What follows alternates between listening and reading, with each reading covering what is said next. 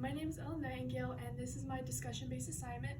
So, to start off, the Puritans, they were a group of English Protestants who wanted to purify the Church of England. This was during the 16th and 17th century. They believed that individuals should read the Bible for themselves and basically practice. They had very plain styles, so all the women wore dresses, and the men, they wore very basic colors like neutral colors like gray, brown, black, things like that.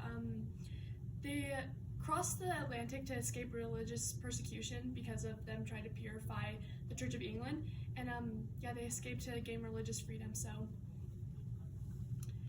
moving on next to McCarthyism. So Joseph McCarthy was a Republican senator in Wisconsin. The term McCarthyism originated from a political cartoonist.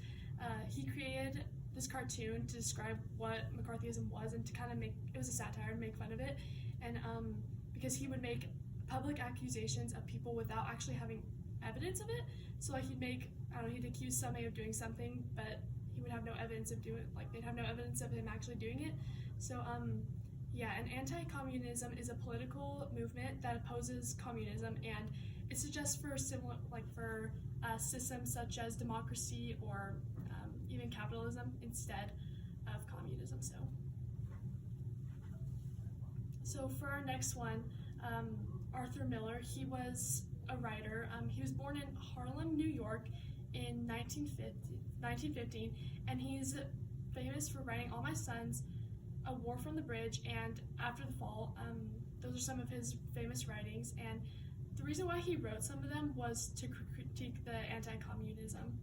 So the Salem witch trials were trials of hearing and prosecution in colonial Massachusetts. It went from 1692 to 1693, and basically the women could be accused of witchcraft, whether they actually were doing it or not.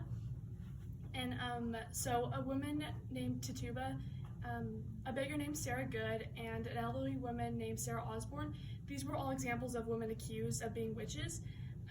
The procedure of the Salem witch trials began with accusations from afflicted individuals, like let's say your cow died, you could go blame your neighbor for it or something, of doing witchcraft to kill the cow or something, and also with arrest warrants, then public examinations, and then imprisonment basically after that. So that's what those were.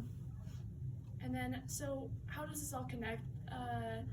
The connections between all of these is mass hysteria, which is fueled by fear and paranoia. When somebody has leadership, like McCarthy, like they can drive the fear of rebelling or protesting against it. It leads to unfounded accusations, like the Salem witch trials accusing somebody who, without even having evidence of it. It also leads to abuse of power, and also the destruction of innocent lives, because somebody's life could have been taken, whether they did witchcraft or not, or with McCarthyism too, like who knows, they could have said they stole something, but without that actual evidence, there's no proof that they did it. So this can ruin lives. And when Arthur Miller wrote The Crucible, it was an allegory for Joseph McCarthy's Red Scare, which was communist witch hunts of the 1960s. So that's how those all connect.